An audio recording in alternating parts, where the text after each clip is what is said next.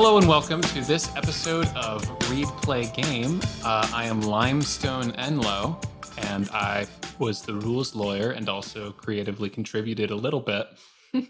I'm Emma Skaggs. I played this session. I'm Anish Maraju, and I made a bunch of cool characters. I'm Tori Jewell, and I gave all of my cards to Michael.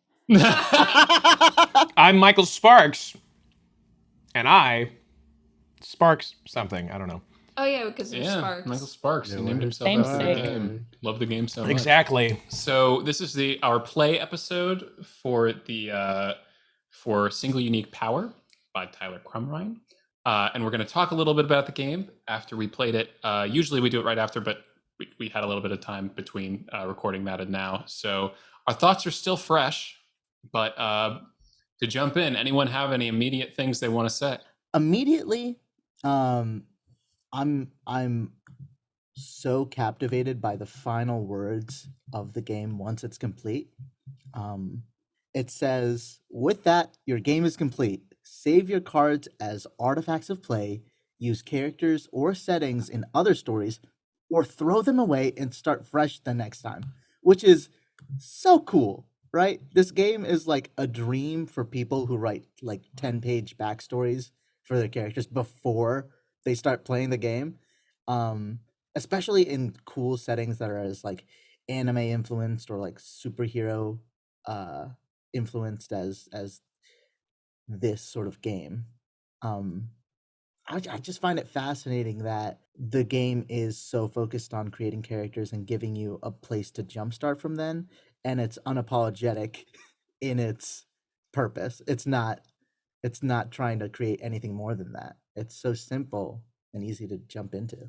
Yeah. And it's cool with games like this and the ground itself, where the game is the creation. Like, it really strips it down to the bare essentials of RPGs, where I mean, with there's mechanics in them, and there's mechanics in other kinds of RPGs. You know, even sometimes there's a lot more mechanics in RPGs, but underneath it all is just creating. Okay, so I didn't play the ground itself, but I did listen to y'all play the ground itself.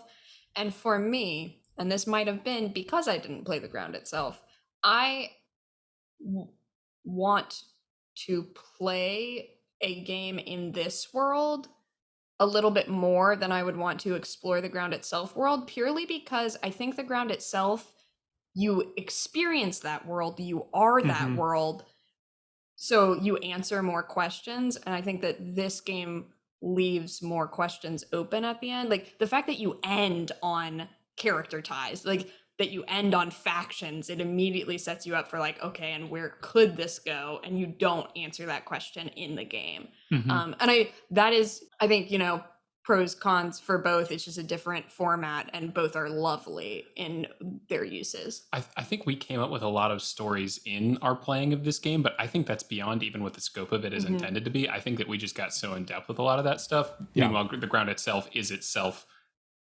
a completed story, and this is like can be background for story or can be a complete story based on how we played it. I think also with this, like one of the reasons why, like you, Emma, I think I also connected with the idea of wanting to play a game in the context that we created a little bit more, because I think there's something to be said about the connection you can have with characters versus the connection you can have with a place.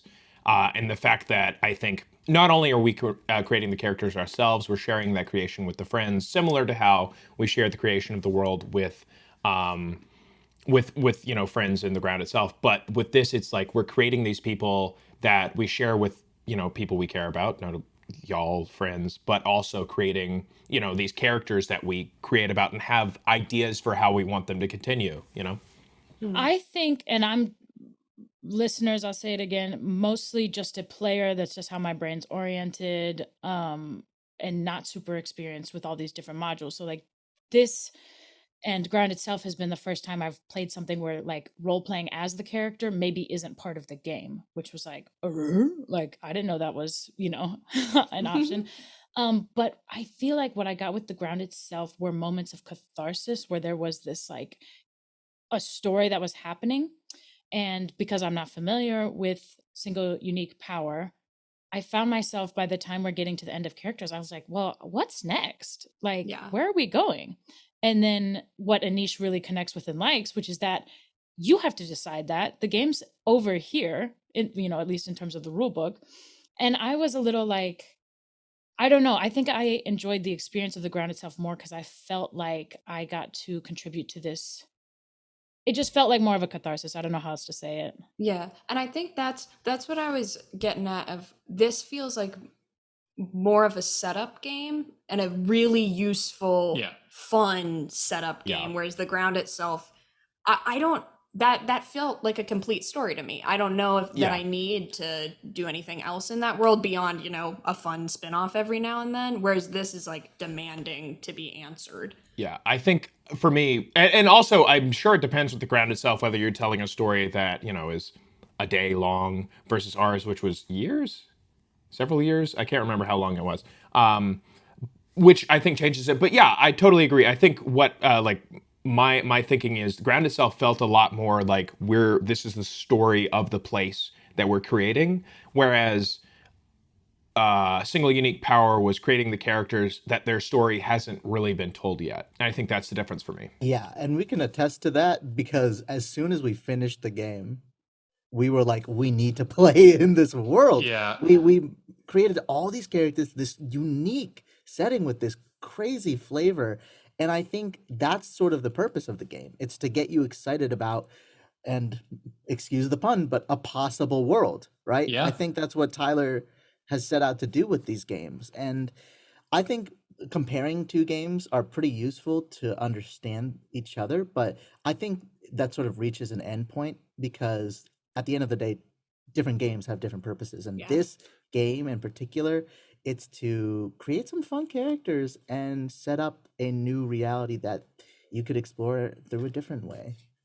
Wait, I missed the saw I pun. also you I missed also the pun. missed the Right. pun. It's the possible world games is the name of Tyler's company. Oh, Thank Uh, you. that and I'm publishes right. Yeah, there I was- with you. I saw Right I there saw the with you. facial reactions and I was like, Yeah, I was I like, get it, huh? Anish. Like, I saw Um, and I saw you Limestone gearing up to say something. I was like, I have to get in there and ask Yeah, I what was- this pun is I before was- anybody yeah. else I was like, says huh? What? anything. I Okay. promise I'm funny. I promise. You are funny. In terms of comparing, when it comes to comparing single unique power and the ground itself, I think we really are comparing apples and oranges there. I feel like the biggest reason we're compelled to compare them is because we've only done so few episodes of this podcast so far. If we had done this for years, we would have played a bunch of world building and setting building games by this point. And if we were a lot more familiar with that concept, we would recognize them as much more distinct entities. But since we're so we've Yeah. only done two, yeah.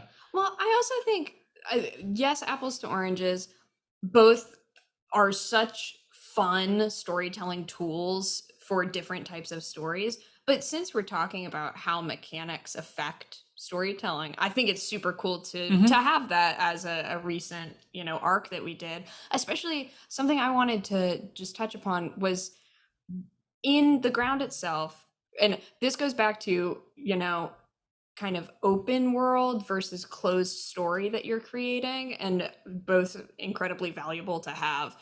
There are moments of role play, but there's no role play in single unique power. You can have those Yeah. moments, but the once statements are the closest you get to role playing, and they're all the they're past. one sentence, all the past. And I thought that was fun.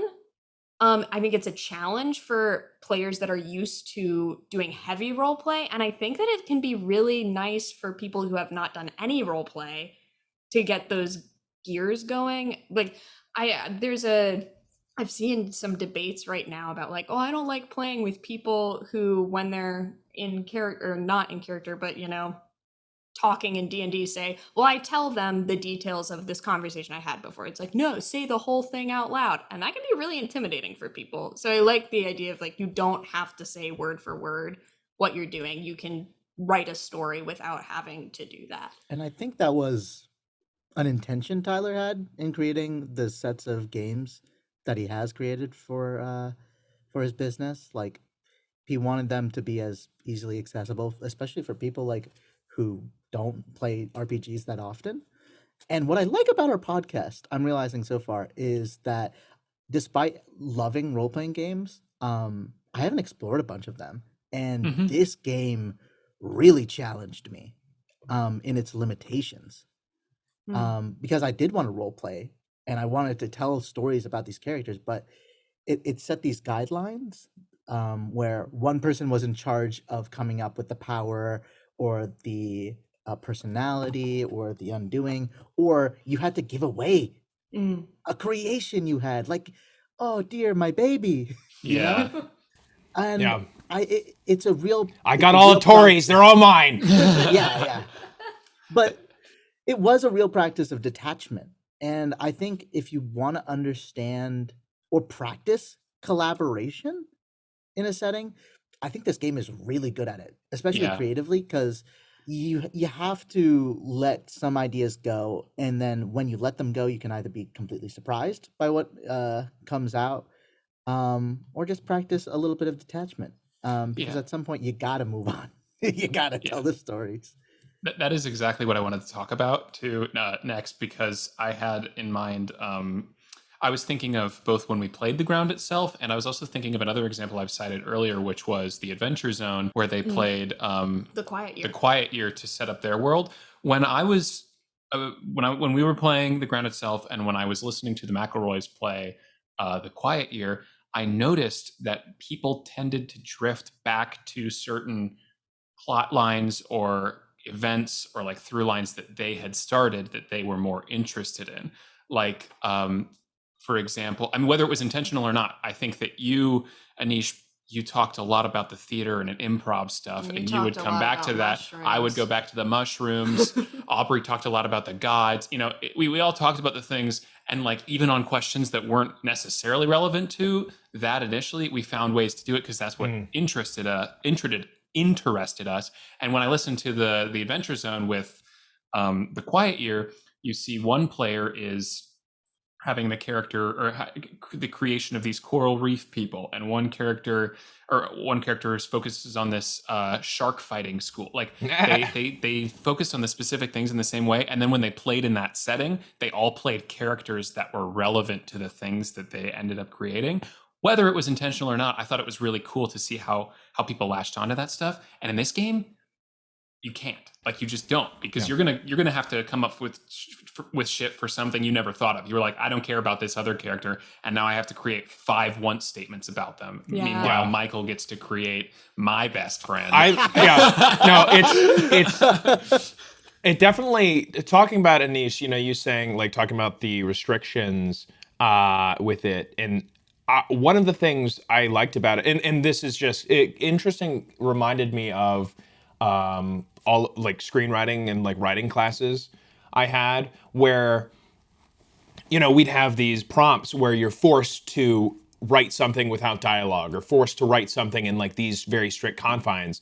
And for me, it's always interesting, I think, because if you just like look at me and say, come up with a plot, like come up with an idea, I can't come up with anything. But I think by forcing us to start with the basic sparks, where it's like the random words we select, and then coming up with stuff based on that, and then kind of being forced into these narrow confines, I really enjoyed like the way in which sometimes, I mean, it was definitely hard because like if you had a character, you had to continue on for so long, but being able to pass something away sometimes was nice, because I'm like, I have no idea what I'm going to do with this, and being forced to like give it away, although I just received everything.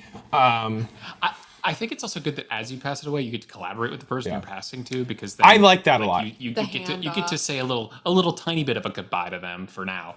Yeah, Unless you're Anish and Michael passing them back and forth constantly. Yep. I like that a lot. That being Yeah. said, I do have a question for y'all, because at some points, I could feel, maybe it's just my ego and stuff, but like I could feel myself getting like frustrated, because like these confines of like only you are in charge of coming up with this idea, or like you have to collaborate with this person, or regardless, right? I wanted to hear everybody's thoughts because I'm an indecisive person. And I wanted everybody to contribute together. Did anybody feel frustrated by the limitations at times? Tori, you go ahead. And then I have a follow-up. I think I felt frustrated for the opposite, where I was like, Oh, that's what I was gonna say. right. Oh, Where I was really? like, well, I had an idea about this, but I don't have it anymore. Yeah. So I would almost get frustrated at how collaborative it was sometimes, which most likely reflects on me more so than anything else. Because these like tenets of the theater, especially with improv, you really have to welcome every suggestion with love and excitement and curiosity, because that's where creativity feels safe to like flourish. If you open up the possibility of, well, that was a bad idea, then our 50 pounds. 50 pounds? Kermit the Frog. Anyway, Peace like to establish that like right side of the brain to feel safe to like come up with those rapid fire ideas, you have to convince it that it's okay to come out. Yeah. It's actually sorry, Elle, you have to cut around this. Ray Dooley, if you included listeners, this is my absolute mentor and someone I'm just in awe of. The way he established, I think it was the principle of being in connection with the audience. He comes out and he says, he's talking about this money that he lost. He says, 1,000 pounds. So when you said 50 pounds, I thought y'all were referring to Ray Dooley for a second. His point was, he was telling them how much he was upset, but it needed to be, what do you think? 10,000 pounds. Are you hearing that? That's how much I lost. End of that, whatever. Emma, how was your frustration? My frustration, I wasn't frustrated necessarily. I think maybe I just felt the opposite of, I really thought it was a gift that you couldn't get too involved with anyone, because I think that this game demands that you not be precious with any of the characters. Yes. Yeah, 100%. it is a game. We are creating, you can't, like, you don't know what's gonna happen to them once they tripped over a rock and fell off a cliff and died. Like, anyone could do anything to any of your guys. We're rapid fire. We're just doing this, like, and you gotta let them. you gotta let them. It's going. And I thought that lack of preciousness of, like, anyone can say anything, which means you can say anything, and like, it's not, there's less pressure to say the right thing. Well, I think there's a certain caveat I'll say to that, because when, like, I don't think you can say anything you want, because we do have lines and veils. So we had fun with that during the game itself. So, like, I think there are unspoken rules whenever you jump into a collaborative, gameplay sort of situation. But I think marrying that with the rules itself as well was interesting to play with. Anything can happen within the confines within of the the boundaries comfort that you're of- setting. So Ah, maybe yeah, not yeah. to the extent of that, but like maybe this character, Like, Broadway, characters turned evil or had redemption arcs that we weren't expecting to. And if you were, and that might not have been the story you wanted to tell for that character, but it happened. It has, like, the randomness of life, like, things happen because things happen all the time. I think one of the things, talking about it, that I think is interesting is, for me, like, talking about like improv or whatever, like, for me, the way I approached it when I was initially thinking of it was not as like, because like, not as improv, not as like role playing, more as like just like a conversation, like a writer's room type thing. Because that's how it felt for me, which I think is like interesting, because, we were talking earlier about like Ground itself, some other stuff. Like, before Ground itself, I hadn't really played, that kind of like a world building game. I'd done like writers room, like, round circles for like discussing like plots and like building characters and like stories and that. And so I think that's, for this specifically, it reminded me so much of like class and like those kind of like constructive like meetings with friends, that's kind of how I thought of it. You just reminded me of the fact that when we were writing for anyone who doesn't know, our sketch show that we did in college, Look us up. for Skits and Pretty Giggles. funny. Put the link in the description. Link in bio. When we were writing some episodes, we were trying to come up with ideas. Sorry. We we were trying to come up with ideas, It's, and we it's literally really like sentimental, getting choked up thinking about it. Best thing we ever did. we were trying to come up with ideas, but we literally were out of them. So we were like, everybody just pull up a random word generator and put two different words together, and like meatball. I can't think of another word. Meatball. Mailman. And We gotta meatball practice. mailman. Marinara. Meatball, like just put these Meatball two. mailman, I already have 20 sketches. Exactly. for. So we would just put things together, and that would generate our day. That's what this Just game feels like a it's lot. a mailman carrying a package and spaghetti sauce is leaking out of it. That's it. That's send it. It's like, wait, I mentioned that it was Mad Libs. I have a feeling that I don't know what Mad Libs is. It's kind of Mad Libs. Tori and Nick got me a Mad Libs. Got us a Yeah. Mad Libs D&D thing. Like you The fill D&D, in right? words and then it completes the story. Blanks. Yeah. Like, give It- me a noun, give Yeah. me an adjective. It's They like went the blank crazy. dragon adjective. Oh, They went- That's definitely not what I meant. It was absolutely like a headliner if you were a child on a road trip, I feel. Yeah. That Oh, was yeah. like peak Mad Libs. This is hilarious. Okay, then I it- take that statement back. It went really crazy, or sorry, it reminded me, and I think that this is a better way to describe what I was trying to describe of I before. Spy. Of when you have to tell a collaborative story where one person is doing one word at a time, you know? Yes. And what I liked about it, and this I think is what I was trying to get at, is you can't have your next word in your head ahead of time. You don't know You where it's can't. gonna go. Yeah. So like definitely staying within, like vetoes and everybody's on board for what's happening, but you don't have personal control over what's happening. You mean like the improv game? Is that what you're talking about? It's also just Yeah. it's not just, I guess it is an improv game, but like you play it in third grade. It's not Well, like you have to yes, be a and- trained improv person to do it, Yeah. I mean, it would make sense with this having roots in improv games as well, considering Tyler's experience. A thought that I had, we talked briefly about how, I mean, we talked extensively outside of this episode about possibly expanding on the world in an actual game, like in a different role playing game. Well, a thought that I had while we were playing it is, I think that any single one of this kind of ties into how we all had our ideas but couldn't really execute them. I think that any one of us could GM a game in this.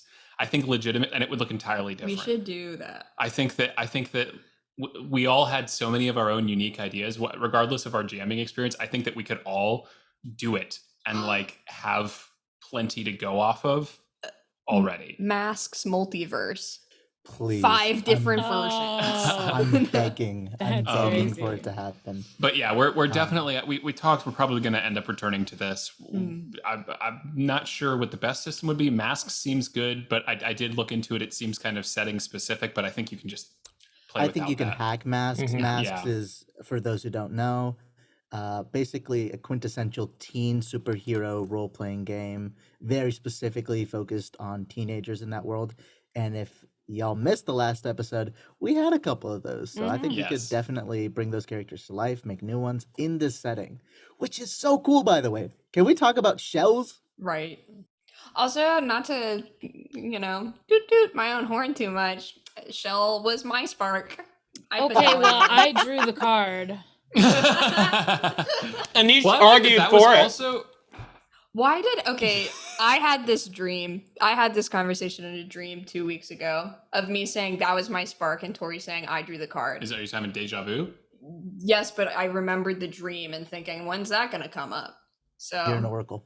Yeah. Right. Are you telling us you had a prophecy? I had Did a you interrupt? I had a That's your prophetic power, dream. That's bud. my single unique power is occasionally I get dreams where I predict our podcast moments. Specifically crazy. podcast Yeah. moments. Unfortunately, Terrible I could power. not predict that Anish did not know the definition of the word consummate. The thing is, I don't think I'm including that section in the episode, so no, people are just gonna have to not know what the context of that is. Yeah. Oh dear. I think I think also the shells thing encapsulates this game so perfectly, because when you guys started discussing, you were so set on emotion or that other one. Like, Emotion you already was had a whole mine. world created for emotion, and then like you had another world created for music. Maybe not one as much for clothing, but like you had 'Cause it was so too many kill solid kill. ideas until you were like, I guess we'll do shells. The last one on the list. I really didn't think. I thought you guys would go with emotion, and I was looking at the list, and I was like, they didn't talk about shells at all. Shells seems kind of cool, and then you guys did. No, what happened was Anish, in the way you always do, was like, let's check out this other thing. I wanted to touch on, and I feel like Anish, you might have done this in the past, but I don't know, so maybe you can touch on this. I have not formally played a world building game at the start of a campaign. However, after listening to the McElroy's Quiet Year, I used a similar setup, just less formal, for a start of a campaign where we did a map building exercise together.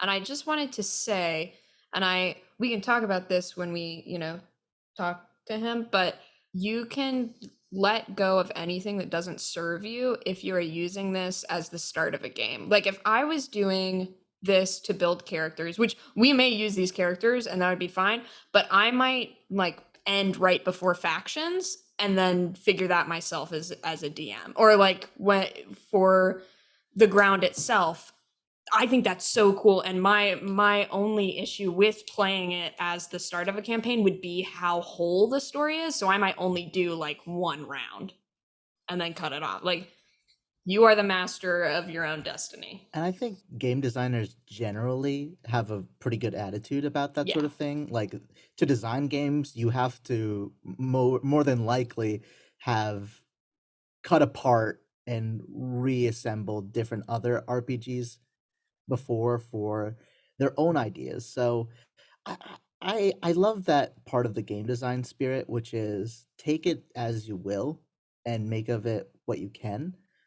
For this, I would completely agree with you if I were using it to set up a world, which I really want to do. I want to play a long-term Masks campaign. Um, I would split it up because in the Masks RPG itself, it has different generations of heroes.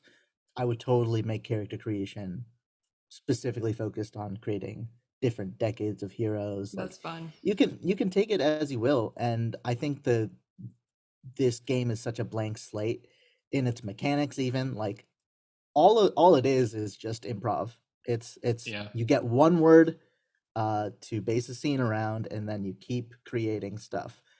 I don't know. We even did create generations, honestly, Yeah. which was impressive. We didn't set out to do it, but we did. We did. And I also think that the factions thing, like in our case, the factions were pretty, I feel like, clear cut before we got into the factions. Yeah, we got because we lucky. talked so much about it. But I do think that it's good to have that as an option, regardless, for groups that, like Tyler wrote, this is for everyone, including people yeah. who haven't played. Like us getting so in depth with things, there might be people who haven't even thought about the allegiances of their characters when they get that far. So I think that, and I totally agree that we did not really, like, us as a group didn't really need the factions, because when I was sitting there and they were getting divided, I was so relieved when what were the characters? The Miranda flower and one. Yeah, Drip were Miranda. separate factions. I was so worried that they would be in the same faction because it was like random, and I was like, no, that we know they can't be in those factions. Yeah. In the same faction, because they're the like Although that is kind of interesting. foils. It would be If interesting, they- especially in the 'cause same it's like an faction, invisible- kind of yeah. a yin yang moment. Drip and create, Rubble, too. destroy. Yeah. Yeah. So whatever makes the most interesting narrative, in summary. Just since we were talking about factions, I don't know if we're looking for more questions, but I didn't know if y'all felt more aligned to Mothers of Pearl or the Invisible Hand.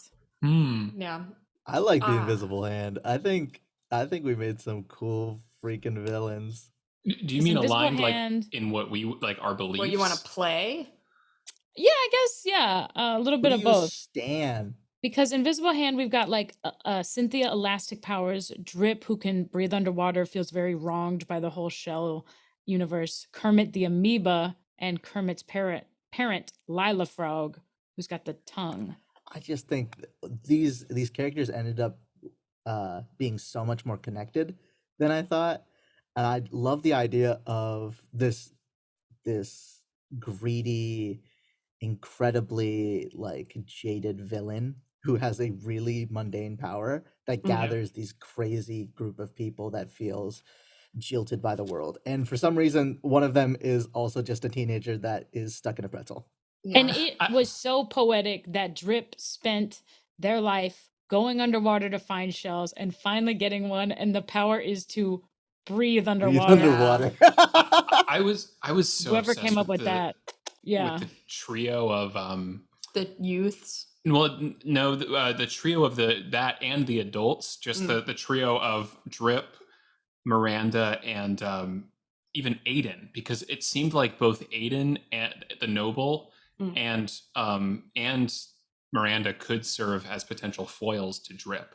Like it seemed like maybe they don't have a trio as a thing, but like both of them, Aiden at first seemed like they'd be a protagonist.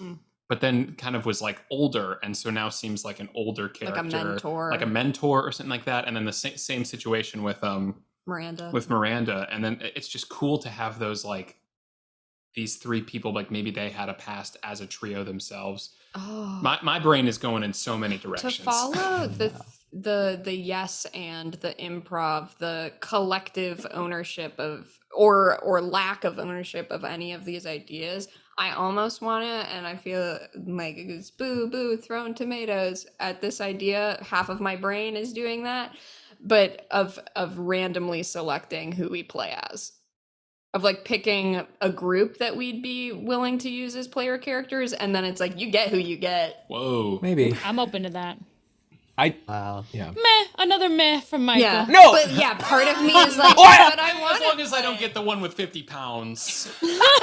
We are dogging you. We don't actually. Yeah. mean it. I do think, like, talking about, like, what you're saying about group ownership, one of the, and also, like, claiming stuff about for yourself. drip ownership? Group. Oh, group. I thought you said drip ownership. And Well, I was like, we have group ownership of Drip. Yeah. Although, who has the, no. But I think it is interesting. I mean, you have the most lines, that you wrote. No, but Making it but one of the about things this. I was going to say is interesting, like talking about like what you were saying earlier, Tori, about like, you know, oh, you're just wanting to like claim on to your own stuff. And I think it's interesting how, you know, as we transition to different characters, how, like, for instance, when I got Rubble from a niche, I had already written a lot on. This is Aiden, the prince who builds with shells. Yeah. Yes. Thank you.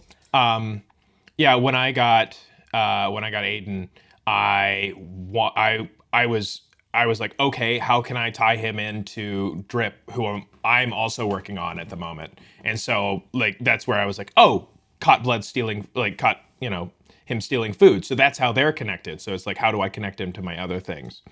And I think a lot of the things we have in here with the different characters, as you know, people would like grab onto, you know, something someone else was working, they'd like connect it to one of their other things they're working on at the same time, and I think that's interesting. Just thinking about Aiden and Drip, because we had as a once Drip was caught stealing food, and then later Aiden is also stealing food. Yes. And I remember that little voice in my head was like, excuse me, we already said that Aiden turned Drip in. But then I was like, well, there's instances all the time of like, if somebody's guilty of something, being extra critical or I don't know, maybe they were stealing together I got and the like vibe. Aiden threw Drip under the, you know. Yeah. I got under the the vibe bus. that while Aiden was still a noble, Yeah. he turned Drip in, and then he got put out on the He street was forced to reckon and with was the like, oh, conditions. shoot. Yeah, And I was like, wow. Poetic. that's what I was Blame thinking. possibilities. That's what I was thinking when I said caught blood stealing food, that he was a noble. I think different groups will play this game completely different. Our tendency to fully explore ideas as a group may have made this game a little longer than a different group could have played it. And I also think that the character creation could have been like those one statements, those superpowers, especially the naming. That takes a lot of brain power, and I could see a different group taking it much less like seriously, and they didn't even have to connect different characters together with their one statements. They could just make different characters with different powers. And that's no judgment on other groups and no judgment on our group as well. It's just there's so much variation that comes with the people specifically who play this game together.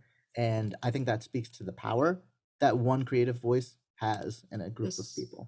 The single unique power. I A think also single the die rolls because like with like what we had with the ground itself, like ground itself could have been over way earlier than we did. We just kept drawing cards. I think the last card was the card that was supposed to end it technically.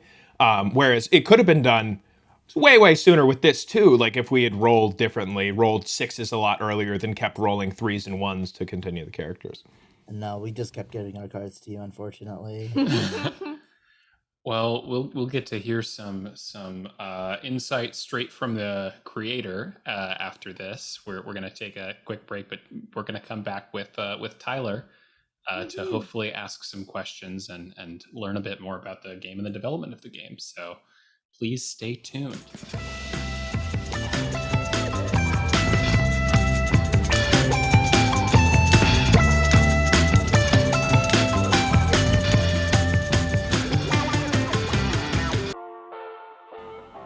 Hello, it is just me here, and you may be confused as to why you're just hearing me and why we're not cutting straight to the interview like we said we would, but it's because we had such a great discussion with Tyler that we wanted to make it its own episode, separate from the game episode. So it'll be kind of read, play, game, interview. So we will be releasing that next week instead of skipping the last week of February like we said we would do going forward. We also had a very lengthy and excited discussion after we recorded this game episode that I've edited out here for your sake, where we decided that we are just so eager to explore the characters and world we'd made further, so we're going to choose the next arc instead of rolling like we usually might. We are going to be releasing not just a one-shot, but a full mini arc that takes place in this setting using the Masks RPG system. We talked about it briefly in the game episode, but we just continued to talk about it and really liked the idea. Anish will be GMing it, and the four of us will be playing, but it'll follow the same general structure as previous games we've done. It'll just be like 3 to 5 play episodes instead of the usual one, but we'll still have the read and the game parts. We did some pretty cool stuff with this next arc, and we're really excited to share it with you, so look forward to that in March. But for now, we've still got plenty more to talk about with Tyler, so stay tuned next week for the full interview, which we'll be releasing both on the podcast and on YouTube. Thank you again for listening, and we will see you on another side of the table.